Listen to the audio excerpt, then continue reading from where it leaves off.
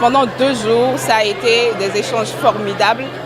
Nous avons eu la chance de pouvoir échanger avec des jeunes qui viennent de près de 130 pays et qui nous ont permis de voir que finalement, les problèmes des jeunes se ressemblent partout dans le monde et que nous avons besoin d'unir nos forces pour pouvoir porter plus loin nos voix, travailler aussi de sorte à ce que le travail que nous faisons en tant que jeunes sur le terrain, nous puissions le documenter, le rendre visible auprès des différents partenaires et de nos gouvernements.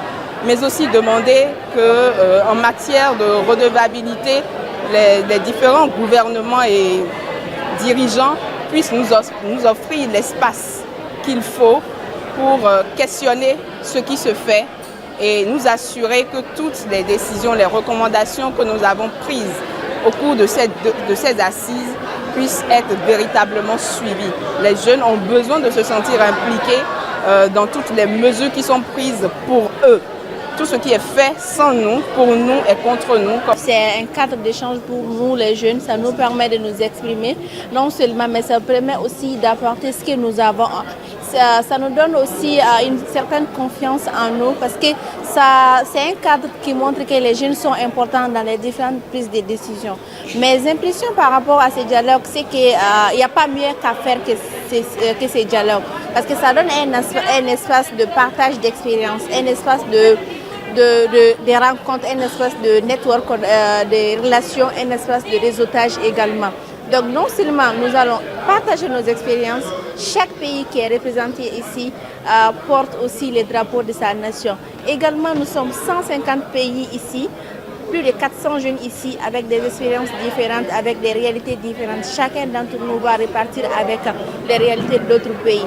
Et les partages d'expériences qui ont été effectués aussi, chacun va essayer aussi d'exploiter chez lui ce qui n'est pas chez lui en fait.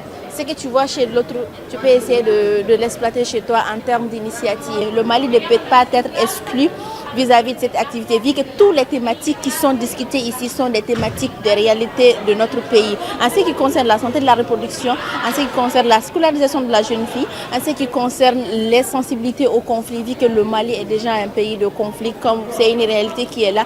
Et aussi en ce qui concerne la participation des jeunes, nous savons que le Mali a un taux très limité par rapport à la participation des jeunes.